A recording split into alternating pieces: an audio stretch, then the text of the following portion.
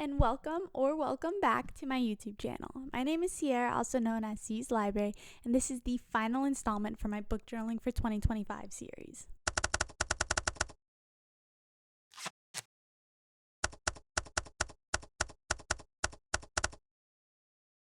I hope you all have been enjoying the series and maybe even learning something new about your journaling style. This has been such a fun experience for me to document my creations.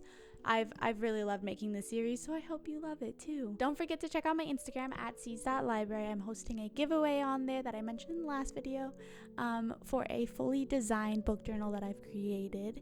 It ends on the 1st, so get those entries in. As it is in 2025 yet, I won't be able to actually create my first review with you guys yet. I will do that in a later video, but for now we're going to be looking at my past reviews and how I've gotten to what I want in my reviews, like the information that's important to me in my reviews, and how I vary it depending on what I want to write about. So let's start by looking at those past ones. To understand my reviews now, we need to look at where I started. So here's my first ever book journal.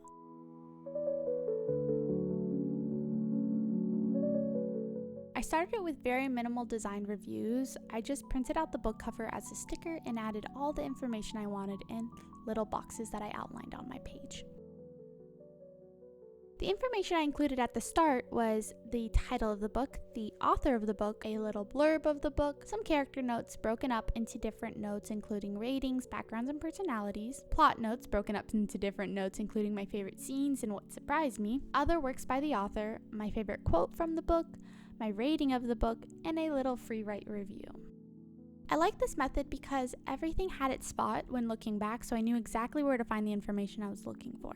And then in the second month of the year, I switched things up. I still included the book covers on my page, but all my information on the book was muddled together in my review that I just free wrote. I like this because there was no specific thing I had to write about the book, but could branch into whatever topic I wanted to without worries. On some pages, I added sections for quotes or character ratings depending on what I wanted to write about. I like this because it just dedicated the space to whatever I felt like journaling about, which is ultimately what journaling is for.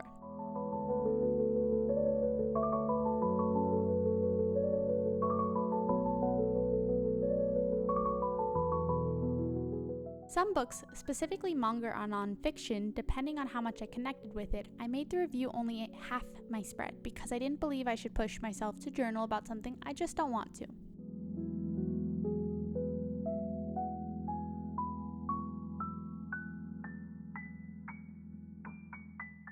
In the third month of the year, I did it very similarly.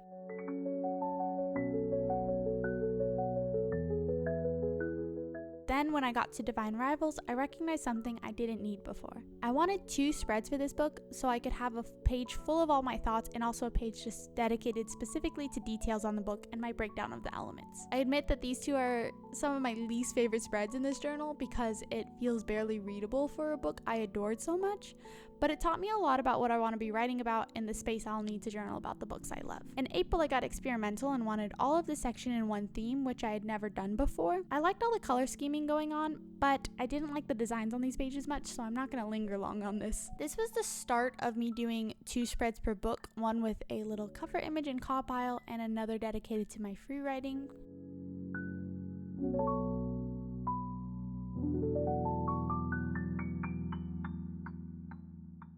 And that was the end of my first book journal.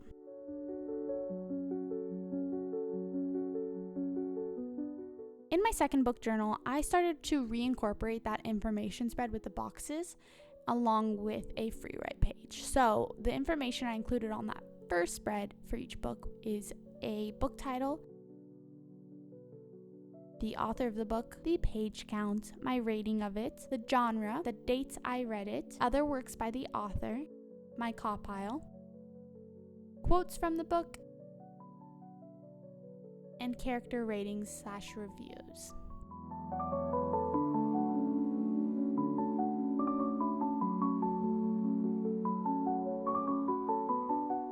I continued with half spreads for books I didn't want to write much on.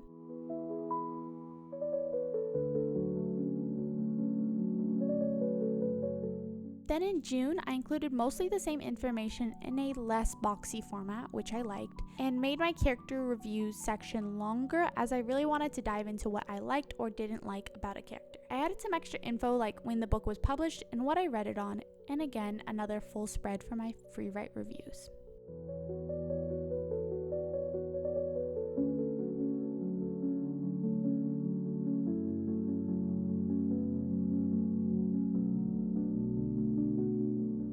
In July, I started making my call pile much smaller and reformatted where the information went, but otherwise I kept it very similar.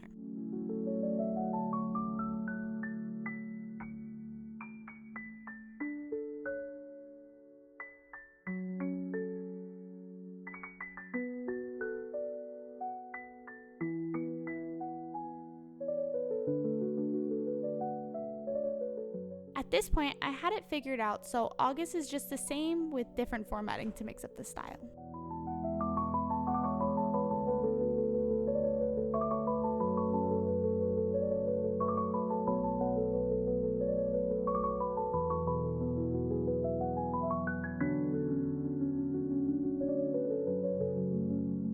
In September, I think is the last time that I left these boxes for the printouts of the book cover because I realized it was just exhausting me to format them online and print them, and I never did that, so I just cut it out from my future spreads. Since this is similar to how I will be doing it in 2025, this is the information I'm including in my reviews. The book title, the author, the page count, the rating, the genre, a small call pile, a small character review section, other works by the author, other works in the series for ones that are not on my series tracker, and quotes. And of course, a full review spread.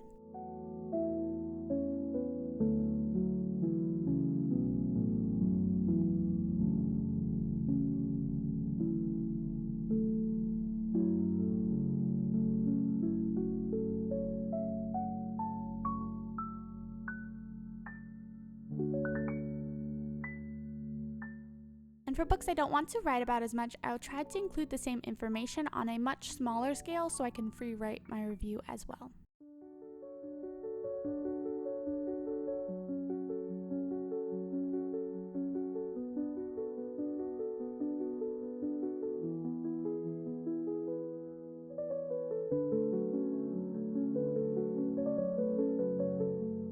From October to December, I basically did it the same way but with different styling, so I'm just going to flip through these for a look at how my reviews look together.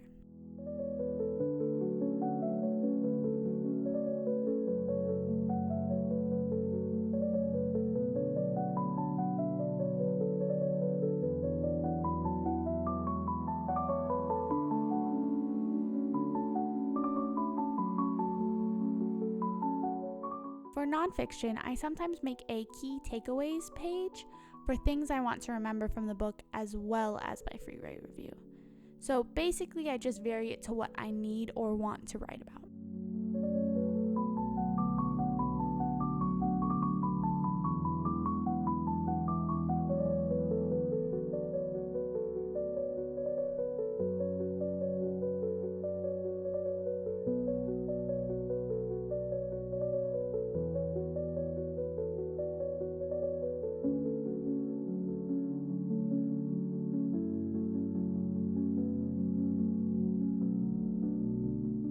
Here's one more look from December of how I will be journaling my reviews. Again, the information I'll be including is the book title, the author, the page count, the genre, the published year, a small call pile, a small characters review section / characters insight, other works by the author, which I will not be including in ones I don't plan to read more of, other works in the series, which I'm not planning to include in series I am quitting, and quotes, and of course, a full review spread.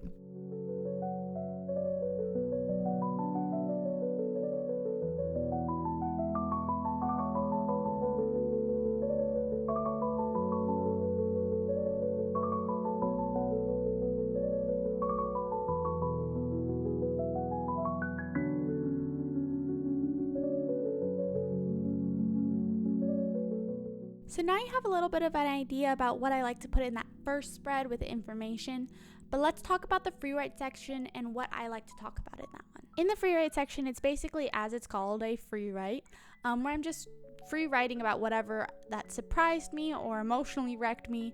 75% of it is, if I'm passionate about this book, will be like an emotional venting. But other ones that I'm not so passionate about, I have less of that and more of the analytical side. So I have the emotional side to my reviews, and I also have a analytical side. As a writer, I am always looking to figure out what made a character good, or why the plot worked the way it did, or if I didn't like it so much, why the plot didn't work for me, or maybe the writing style didn't enhance my reading of the book. So I have both an emotional side to my reviews and an analytical side, and I try to keep it even, but sometimes when I really like a book, it is more on the emotional side of things than on the analytical side. But it's usually about a 50-50 split, sometimes 75-25, sometimes 25-75 if I'm not super connected to the book, but I do like to split that up. I don't have like a list of questions of what to review in my thing. It's more just whatever spoke to me, whatever I felt like writing about. I do think that the questions aspect helps some people with their reviews to keep it more consistent. You can ask yourself questions about the plot, the characters, the writing style, all the things in the call pile basically, to help you find what you want to write about in your reviews. But for me, the free writing just lets me get all of those emotions and thoughts that have been building up while I was reading it just out. So I will probably continue doing it as a free write section versus a specific ones to write about. Honestly, the reviews portion is going to be different for each person. Everyone wants to talk about something different in a book. Just like when you do a buddy reads, you get to see a different perspective of what someone else wants to talk about. I feel like book reviews are a great way to show what that reader interpreted or took from that book. So make it as personal as you can. Do what you want to be doing in your review and not what someone else is doing or what you think you should be doing in your review. It took me a long time to get to that point because I always felt like my reviews had to look a certain way or be a certain way or say a certain thing, and I vary it up a lot. I do not have consistency in my book reviews about what I write about. So I just want you guys to feel like you can express yourself in whatever way speaks to you at that moment. Now it's your guys' turn. So find what you like to journal about and express yourself through that. Adjust the spreads to fit your needs. Some people like to write a lot of information about a book. Some people like to have just all the feels down. Some people want both of them. Some people want more than just those two. So just experiment and find what it is that you care about putting in your journal, and no matter what it is, you're doing a great job. Journaling is such a personal experience, so keep it personal.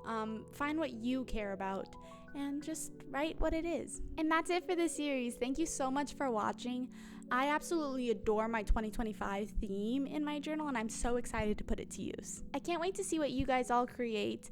So send me your pictures on Instagram at @seas.library so I can see your own creations. I will be filming my first review in this book journal in a couple of weeks, so stay tuned to see how I put this all into action. And then next week, I'll be posting my 2025 reading goals and a little TBR basket with all the names of the books. We'll pick out my January reads randomly. So stay tuned and happy reading. But I'm so, and of course, go look at the giveaway and stay tuned for next week where I will be doing, I don't know what I'm doing.